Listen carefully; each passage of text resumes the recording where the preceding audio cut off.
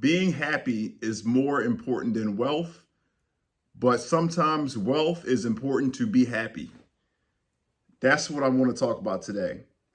And here's where I want to go with that. I was having a conversation with somebody based off of a video that I posted about being wealthy, just one of my wealth videos. And that particular person mentioned to me that, oh, well, I'd rather be happier than being wealthy. And then I posed a question to that person who has kids.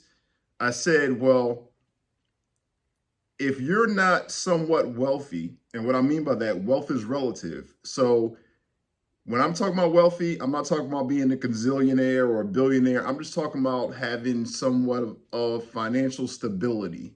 Let's just bring it down to that level. Just financial stability. All right. So that means you have savings.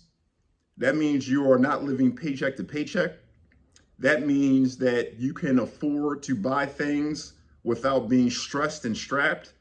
Afford to buy things for your children if you have children. To afford to buy things for your loved ones, let's say your husband or your wife. In my mind, that is wealthy. Everybody has their level of wealth. So that's number one. So let's set the stage there. Now, if you're not somewhat wealthy, then for your level, then in that case, you're going to have certain stresses possibly. What are those stresses? If you lose your job, you're not now going to be able to afford to possibly pay your mortgage, pay your rent, buy things for your kids, your loved ones, go out to eat, do things that make you potentially happy. So when people say, and I think sometimes it's a way to cope with the fact that from what I'm reading and what people are telling me that work at banks, that a lot of people live in paycheck to paycheck in America, right? And they're having this hardship and they feel like they can't get move forward and get above that line, right? Where you have debt and other things choking you off. They make this excuse that wealth isn't anything. I don't have to worry about that. That's wrong. Okay. I'm not saying it's everything, and I'm not saying that everybody who is wealthy is happy and everyone who's poor is not happy. I already made a video about that and addressed that. But what I will say is this.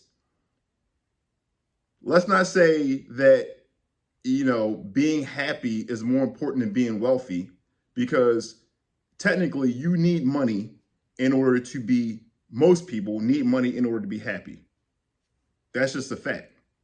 And then if you don't have money, typically, or you're living paycheck to paycheck, or you have credit card debt mounted on top of you, trust me, it can cause psychological issues and it can cause you to be unhappy.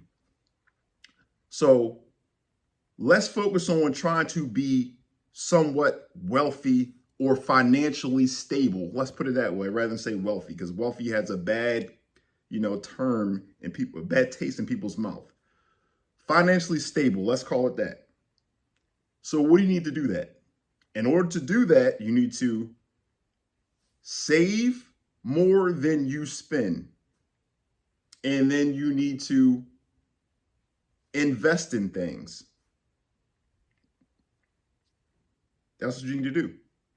That's how you can become wealthy. Those are the two basic things to do.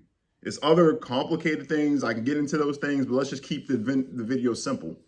Of course, you need to create a budget. You need to blah, blah, blah, blah, blah, all that stuff. But this video is just about the confusion I think people have around, I'd rather be, being happy is more important than being wealthy, or let's quote unquote call it financially stable. No. If you're financially unstable, it's very hard to be happy. Because now you don't have a solid foundation. You have a very rocky foundation in that scenario. And guess what? Like I said before, most Americans are in that predicament right now. So look, what you need to do, in my opinion, is figure out how to get that foundation solid.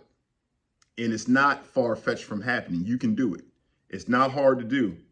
Well, I'm not going to say it's not hard to do. It is hard to do for most Americans because of various things. One of those things is delayed gratification. One of those things, in my opinion, is starting to, take shape from, in my opinion, is also being somewhat lazy. Not getting out here and grinding and going for it.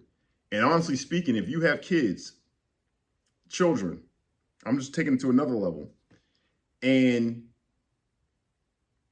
you're using the excuse that, I don't know, whatever your excuse is, to not fix your financial situation, that's actually selfish. That's very selfish, because what you're doing is you're setting up that generational curse where you're living paycheck to paycheck and quote unquote not financially stable. I'm gonna use nice words here. And then what happens? They see what you're doing and see what the rest of the country and world is doing, rest of the country's doing, and then they take on those habits. And then the cycle repeats itself. And guess what? The more and more it repeats itself, the further and further they get behind in getting to a financially stable point and position. Because every single generation is going to get harder. Because typically what makes it easy is that if you go and you set yourself in a good financial situation, then what you can do is you can pass on those assets and that financial stability down to your children or whoever you're trying to pass it down to, your heirs, whoever you're trying to, your nieces, nephews, whatever the case may be. If you're not setting that foundation or making it better than what your previous heirs did, or your previous parents or whoever was taking care of you did, then you're doing a disservice to your children, your heirs, or even yourself if you're by yourself. So just want to make this real quick video and address that point, and that yes, being happy is more important than being wealthy or financially stable. I'm gonna call it financially stable. Let's call it financially stable. But you need to be somewhat financially stable, most people, in order to be happy. All right? Let's not get that twisted.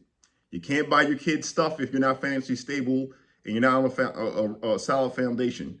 You're going to have issues possibly with your marriage and your wife or whoever you're with as far as your relationship. It's a whole lot of problems that come with being financially unstable, mental health. So let's focus on trying to establish a stable foundation when it comes to our finances, okay? And also our health. So do me a favor. If you want to do that and you want to hear more about how I do that and achieve financial stability and financial and also health, like, comment, subscribe, and tune in, all right? I'll be dropping videos almost every single day or every other day, videos or shorts. You guys have a good day. Like, comment, and subscribe.